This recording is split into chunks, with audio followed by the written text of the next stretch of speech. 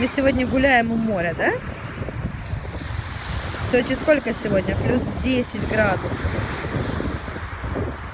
Такое у нас красивое море сегодня. Море почти не штормит.